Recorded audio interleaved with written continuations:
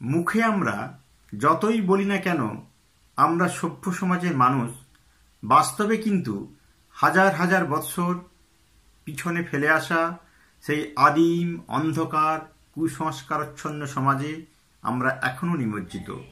হাজার হাজার বৎসর অতিক্রম করেও আমরা প্রকৃত সভ্য শিক্ষিত হতে পারলাম না, এটাই আমাদের আক্ষেপ।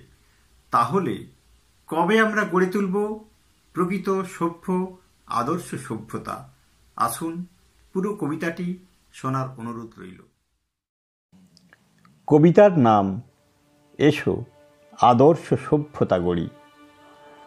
একবিংশ শতাব্দীর প্রথম অধ্যায়ে দাঁড়িয়ে ভাবছি, মাথাটা নিচু হয়ে আসছে ঘৃণায় লজ্জায়। ভাবনা শুধু ভাবনা, এখনো কেন মানুষের মনে আদিম উন্মাদনা। অনৈক্যের চোরাবালি এখনো বিবর্তনশীল, হিংসা বর্বরতা পৈশাচিকতার উদ্দাম নৃত্য।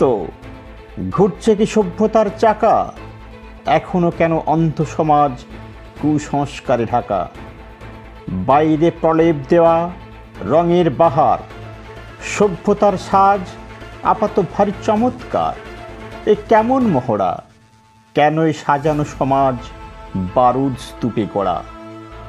স্বার্থ ভরা দু চোখের লোলুপ আগ্রাসন সমাজটাকে গিলছে মুষ্টিমেয় কিছু মানুষ। রুখে দাঁড়াবে কবে? বলতে পারো এ ব্যভিচার দুর্দিন শেষ হবে কবে? পরস্পর প্রতিবেশী রাষ্ট্রের বিষাক্ত নিঃশ্বাস, বিভেদ বৈষম্যের উত্তাল তরঙ্গ গর্জন।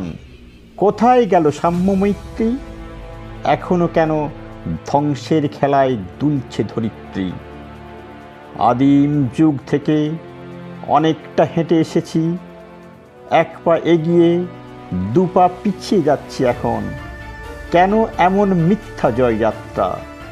কোথায় শতাব্দীর সভ্য মানুষের সুখ স্বপ্নের মাত্রা?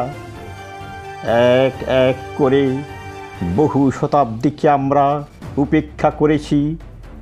সভ্যতার রূপ ঝলসে গেছে শয়তানের অট্টহাসিতে। তাই আজ আহ্বান করি নব শতাব্দীর মানুষেরা, এসো একটা আদর্শ সভ্যতা গড়ি।